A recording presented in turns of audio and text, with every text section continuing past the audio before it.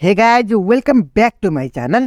आज हामी चाहिँ कन्भर्जनहरू हेर्नेछ जुन चाहिँ एप्सनल एनएफएबाट एनएफएमा कसरी कन्भर्ट गर्ने त त्यसको बारेमा कुराकानी गर्नेछ। जुन चाहिँ हाम्रो इक्जाम्पलको रूपमा हामीले यो डायग्राम लिएको छ र आजको भिडियो एकदमै इम्पोर्टेन्ट हुनेवाला छ। एक्जाम पोइन्ट अफ भ्यू हेर्नुहुन्छ भने एकदमै इम्पोर्टेन्ट छ है त। राम्रोसँग हेर्नु होला। एप्सनल एनएफएबाट एनएफएमा कसरी कन्भर्जन गर्ने एउटा भयो र नेक्स्ट भिडियोमा म तपाईलाई एप्सनल एनएफएबाट डिएफएमा कसरी कन्भर्जन गर्ने दुईटा दि मोस्ट इम्पोर्टेन्ट क्वेसनहरू रहेको छ। सो यो भिडियो अन्तिमसम्म हेर्दै गर्नु होला। ल अब तपाईले एप्सनल एनएफएबाट एनएफएमा कन्भर्जन गर्दाखेरि तपाईहरुको चाहिँ सर्टेन स्टेपहरू रहेको छ, त्यो पनि भन्ने छु। पहिला हामीले एनएफए को बारेमा बुझौँ न त। मैले अलरेडी एनएफए को इक्जाम्पलहरू र साथसाथै मैले डेफिनेसनहरू पनि बुझाएको छु। आई थिङ्क तपाईँले चाहिँ भिडियोहरू हेरिसक्नु होला। यदि हेर्नु भएको छैन भने तपाईँलाई रिकमेन्डेसन गर्छु पहिला त्यो भिडियोहरू हेर्नु होला। ल अब हेरौँ त तपाईँलाई स्टेपहरू के फलो गर्नुपर्छ त भन्दाखेरि एप्सनल एनएफएबाट एनएफएमा कन्भर्जन गर्दाखेरि यिनीहरू रहेको छ। तपाईँले यो स्टेपहरू राम्रोसँग कण्ठ पार्नु होला है त। तपाईँले स्टेपहरू थ्योरी टाइपको तपाईँले आफैले हेर्नु होला। म तपाईँलाई कसरी कन्भर्जन गर्ने म तपाईँलाई त्यो सिकाउँदैछु। ल अर्को दि लास्ट वान जुन चाहिँ यो परफर्म यति यिनीहरू लेखेको छ नि, यो चाहिँ फर्मुलाको रूपमा तपाईँलाई कण्ठ पारे नै हुन्छ है त। ल अब कुनै पनि ढिला नगरिकन डाइरेक्ट सोल्युसनतर्फ लागिहालौँ न त। ल अब यहाँ चाहिँ तपाईँहरूको एनएफएमा के हुन्छ भन्दाखेरि तपाईँहरूको कुनै पनि इनपुट सिम्बल भन्नुपर्छ। तपाईँहरूलाई चाहिँ कुनै पनि एप्सनल युज गर्नुभएको छ त हुँदैन है त। एनएफएमा एप्सनल सिम्बलहरू युज गरेको हुँदैन। ल अब हेरौँ न त कसरी सल्युसन गर्ने रहेछ भन्दाखेरि है त। ल फर एनएफए को लागि हामीसँग स्टार्टिङ स्टेट के छ? यो स्टार्टिङ स्टेट त ए भयो नि त। सो मैले स्टार्टिङ स्टेट भनेर मैले ईलाई लेखिदिएँ। ए त्यही हो नि त होइन र त्यसपछि फाइनल स्टेट चाहिँ तपाईँलाई त थाहा नै होला। फाइनल स्टेट चाहिँ तपाईँको डबल सर्कल जुन चाहिँ सी नै रहेको छ हो। त्यसपछि हाम्रो इनपुटहरू कुन रहेको छ र इनपुट हाम्रो किन रहेको छ? एउटा 0 एउटा 1 रहेको छ। सो मैले 0,1 लेखिदिइहालेँ हो। ल अब हाम्रो यो के भनेको छ त स्टेपहरू, यही स्टेपहरू हामीले फलो गर्थ्यौँ है त। ल सुरुमा हाम्रो यहाँ हेर्नुहोस् है, यो हेर्नुहोस् है, तपाईँलाई ध्यान दिएर हेर्नु होला है त। ल अब यसको डेल्टा बेसमा यन अनि त्यसपछि यो क्यू भनेको अर्थ तपाईँहरूको स्टेटहरू रहेको छ त। एबिसी भनेको स्टेटहरू होइन र त हो। क्यू भनेको अर्थ तपाईँहरूको स्टार्टिङ स्टेट भयो के अरे हो। क्यू भन्नुको अर्थ एउटा स्टार्टिङ स्टेटदेखि सुरु गर्ने तपाईँहरूको तीनवटा डब्बा छ नि त एबिसी गरेर। क्यू भनेको एउटा सुरुमा चाहिँ कहाँदेखि स्टार्टिङ भएको छ त त्योदेखि सुरु गर्ने है त। ल हेर्नुहोस् है त, यहाँ तपाईँहरूको क्यूको ठाउँमा अब के हुने भयो त भन्दाखेरि तपाईँहरूको स्टार्टिङ कहाँबाट भएको छ? एबाट भएको छ। सो मैले ए लेखिदिएँ कमा। यहाँ ए छ कि छैन हो? क्यू कमा ए छ कि छैन? ए भन्नुको अर्थ तपाईँहरूको इनपुट कुन चाहिँ छ त? एउटा 0 छ एउटा 1 छ। सो मैले एउटा 0 सुरुमा 0 लेखिदिएँ हो। तपाईँहरूको यो सिम्पल मैले अब रोक्नुहोस् है एकैछिन। ल हेर्नुहोस् है, यसको ठाउँमा डेल्टा बेसमा यनको ठाउँमा तपाईँहरूको सिम्पलै डेल्टा पनि लेख्न मिल्छ है त। तपाईँहरूको जेसुकै लेख्न मिल्छ, नो प्रब्लम। तर यो लेख्दा पनि हुन्छ। अब बुक अनुसार जाम न त है त। ल हेर्नुहोस् है त। ल अब फर्मुलाको रूपमा यो पनि कण्ठ पारिदिए के लेखिदिइहालौँ त एप्सनल, त्यसपछि क्लोजर रहेको छ। तपाईँहरूले एप्सनल क्लोजरको बारेमा त भनिराख्नु पर्दैन, किन भन्दाखेरि योभन्दा अगाडिको भिडियोमा म तपाईँलाई अलरेडी एप्सनल क्लोजरको बारेमा भनेको छु हो। ल एप्सनल क्लोजर, त्यसपछि के को पत्ता लगाउँदैछ? ए को पत्ता लगाउँदैछ। त्यसपछि हाम्रो यो ए छैन, ए भन्नुको अर्थ तपाईँको 0 रहेको छ। ल भयो, ल यति नै रहेको छ। यो चाहिँ फर्मुलाको रूपमा रहेको छ। ल अब म तपाईँलाई सिकाइदिन्छु, चिन्ता गर्नु पर्दैन। ल हेर्नुहोस् है त, यो चाहिँ जस्ताको तस्तै नै हुने भयो, क्लोजर भयो हो। ल अब हेरौँ त, तपाईँहरूको डेल्टा भयो, त्यसपछि एप्सनल क्लोजर अफ ए को पत्ता लगाउने है त। म तपाईँलाई अलरेडी तपाईँहरूको यो क्लोजरको बारेमा अलरेडी तपाईँलाई प्रोभाइड गराइदिएको छु भिडियोहरू। योभन्दा अगाडिको भिडियो थियो तपाईँले हेर्नुभएको छैन भने लिङ्क तल डिस्क्रिप्सनमा राखिदिन्छु, त्यसबाट हेर्न सक्नुहुन्छ। ल अब हेर्नु त एक्सनल क्लोजर भनेपछि तपाईँहरूको एउटा सेल्फ हुने भयो, आफैमा हुनुभयो है। त्यसपछि ए स्टेटबाट कुनमा गएको छ त एप्सनल थ्रु है त, एबाट एप्सनल हुँदा बीमा गएको छ। ओके ल बीबाट एप्सनल हुँदा कहाँ गएको छ, सीमा गएको छ। सो सी पनि लेख्न मिल्यो। ल अब यो 0 छ, 0 जस्ताको तस्तै भयो भयो। ल अब हामीले चाहिँ फेरि एप्सनल क्लोजर चाहिँ जस्ताको तस्तै भयो है त। ल अब हेरौँ त A0 हुँदा कहाँ गएको छ, A0 हुँदा आफैमा आएको छ। सो मैले ए नै भयो हो। ल अब B0 हुँदा कहाँ गएको छ, B0 हुँदा कतै गएको छ छैन, सो नलेख्ने है त। ल अब C0 हुँदा आफैमा आएको छ। सो यहाँ चाहिँ तपाईँहरूको सी नै भयो। बुझ्नुभयो? ल आई थिङ्क बुझिसक्नु होला। ल अब फेरि पनि epsilon closure of A comma C को पत्ता लगाउने। ल एप्सनल क्लोजर ए कमा सी को पत्ता लगाउँदाखेरि जसरी यहाँ तपाईँले पत्ता लगाउनु भएको थियो नि त्यस्तै वेमा यहाँ पनि पत्ता लगाउनु, तर यहाँ चाहिँ सिङ्गल थियो, अब यहाँ चाहिँ डबल हुने भयो।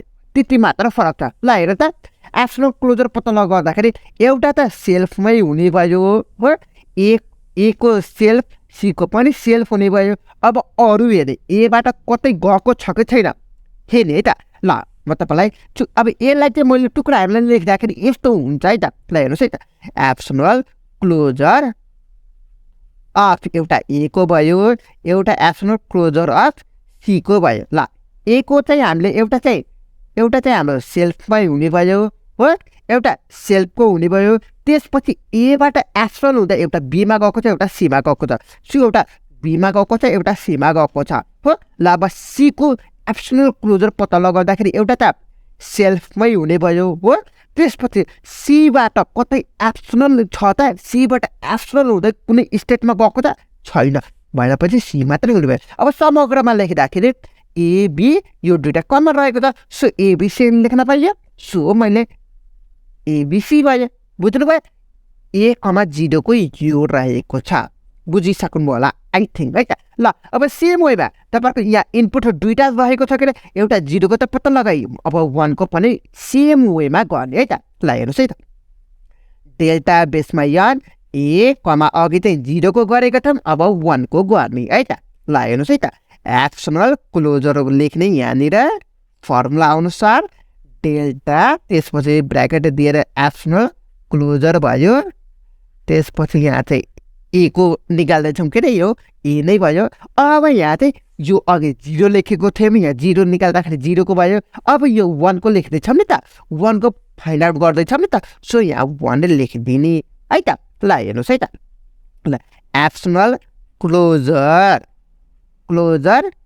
डेल्टा लेख्ने, ए को तपाईँलाई के निकाल्नु भएको छ सेम एज इट इज नै हुने भयो के अरे, फेरि रिपिट गरिराख्नु परेन के अरे तपाईँहरूको एबिसी नै भयो, 1 जस्ताको तस्तै भयो है त। ल अब फेरि एप्सनल क्लोजर यहाँ चाहिँ तपाईँहरूको के भयो, यहाँ चाहिँ एबाट 1 मा जाँदा एबाट हेर्नुहोस् है, एबाट 1 मा जाँदा ए थ्रु 1 मा जाँदा कुन स्टेटमा गएको छ हेर्नु त, कुनै छैन नि त, शून्य लेख्ने है त। ल बीबाट 1 हुँदा आफैमा आएको छ, सो बी लेखिदिने। अब सीबाट 1 हुँदा आफैमा आएको छ, सो यहाँ चाहिँ सी लेखिदिने। ल अब फेरि पत्ता लगाउने है त, सेम एज इट इज यो जसरी गर्नुभएको छ त्यसरी नै गरिदिने है त। ल अघि ए को पत्ता लगाएको थियौँ, अब बी को पत्ता लगाउँछ है त एप्सनल क्लोजर अफ बी को। ल अब बीमा चाहिँ एउटा चाहिँ सेल्फ नै हुने भयो हो, अर्को बीबाट एप्सनल हुँदै तपाईँको सीमा गएको छ, सो यहाँ चाहिँ सी हुने भयो है त। ल अब सेम एज इट इज सीको त सिङ्गल मात्रै छ के अरे, यहाँ हेर्न सक्नुहुन्छ। सो अब दुइटा समग्रमा लेख्दाखेरि मैले चाहिँ बी कमा सी लेख्न पाइयो। बुझ्नुभयो? आई थिङ्क बुझिसक्नु होला। ल यो ए को दुइटा इनपुट एउटा 0 एउटा 1 भएको केस भयो। अब हामीसँग बी र सी को सेम एज इट इज नै गर्ने है त। ल हेर्नुहोस् है त कसरी गर्ने रहेछ भनेर। ल बी को पहिला 0 को बारेमा कुराकानी गर, त्यसपछि 1 को हेरौँला है त। ल हेर्नुहोस् है त एप्सनल क्लोजरको हेर्दैछ, त्यसपछि डेल्टा एप्सनल क्लोजर कुनको हेर्दैछ भने बी को हेर्दैछ, सो यहाँ बी भयो। त्यसपछि यहाँ के को छ 0 को, सो 0 भयो है त। ल एप्सनल क्लोजर भयो यहाँनिर, त्यसपछि डेल्टा भयो। अब बी को क्लोजर एक्सटर्नल क्लोजर पत्ता लगाउने है त। ल हेर्नुहोस् है त, एउटा त आफैमा हुने भयो के अरे हो। अब बीबाट कुन कुनमा गएको छ त एक्सटर्नल हुँदै त, बीबाट एक्सटर्नल हुँदै सीमा गएको छ। सो तपाईँले यहाँ चाहिँ सी लेखिदिने। अब अरू कुरै छैन भनेपछि अब यो 0 जस्ता जस्तै भयो है त। ल एक्सटर्नल क्लोजर भयो यहाँनिर, त्यसपछि तपाईँहरूको डेल्टा भयो। ल अब हेर्नु त बीबाट 0 हुँदा कहाँ गएको छ त, बीबाट 0 को बाटो नै छैन। सो बी को नलेख्ने। अब सीबाट 0 हुँदा कहाँ गएको छ, सीबाट 0 हुँदा आफैमा आएको छ। सो यहाँ चाहिँ तपाईँहरूको सी मात्र भयो है त, यो डेल्टा छैन है त। ल यति नै भयो तपाईँहरूको। ल अब एब्सोल्युट क्लोजर अफ सी को पत्ता लगाउने के छ, आफैमा एउटा मात्र रहेको छ, त यहाँ चाहिँ सी मात्र भयो। अब चाहिँ तपाईँहरूको चाहिँ बी कमा 1 को पत्ता लगाउने है त। ल एब्सोल्युट क्लोजर डेल्टा भयो, यहाँ चाहिँ एब्सोल्युट क्लोजर यहाँ चाहिँ तपाईँहरूको बी को भयो, र यहाँ चाहिँ तपाईँहरूको 0 को ठाउँमा 1 भयो है त। एब्सोल्युट यो चाहिँ डेल्टा पनि सेम नै भयो, यहाँ डेल्टा लेखिदिउँ।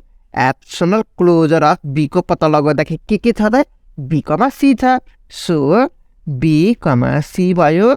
ल अब 1 हुँदा कहाँ गएको छ त, यो एब्सोल्युट यहाँ बी को यहाँ त लेखिदिइहालौँ त अहिले। ल एब्सोल्युट क्लोजरको बारेमा भयो यो।